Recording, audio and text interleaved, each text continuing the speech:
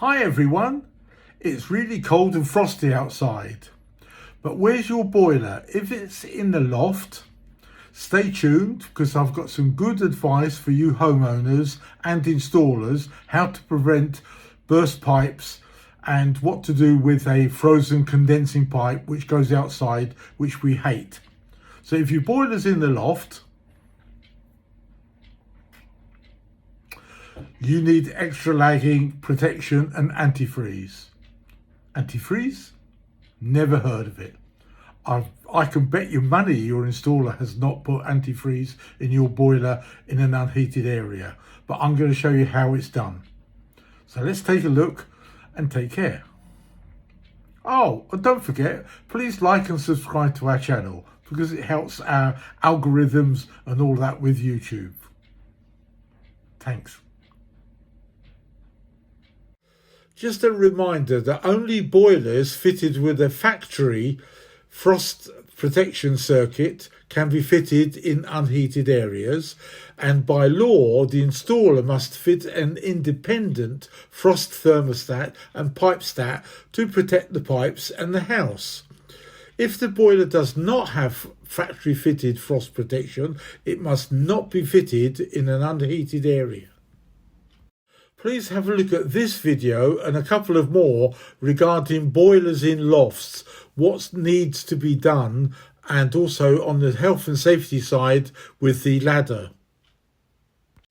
Pipes in the loft all need 28mm pipe lagging, not as usually I see 22mm. That's not good enough. And also antifreeze must be added if the boiler is in an unheated area. If you have a radiator in a conservatory, then the system must have antifreeze. Let me know in the comments below if that's been done in your house. I bet you any money it hasn't. Fernox make the best antifreeze for heating systems.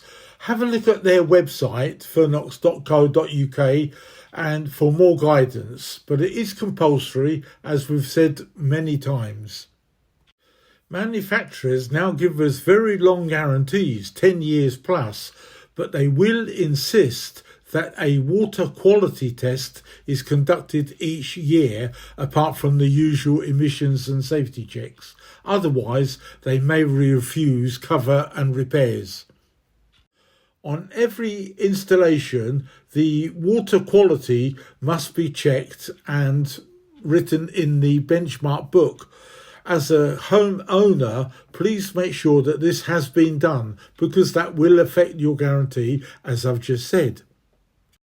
Vaillant have produced this very good leaflet about cold weather conditions, about their error codes F28 or F29, and then what to do about defrosting. It's a very good leaflet, print it off. Our F22 fault finding and error code app is absolutely brilliant. So it'll hopefully should display what's on your boiler, but also you can contact the manufacturer for guidance and support. Here's an example from our app on the Baxi page where we've displayed all the error codes for frost protection. If your condensing pipe is still outside, which nowadays we don't do anymore, but if it is and it's frozen up, just get a kettle of hot water, doesn't have to be boiling, and start from the bottom lowest level and slowly defrost the pipe and then get it insulated. But better still, have it rerouted inside as we do nowadays.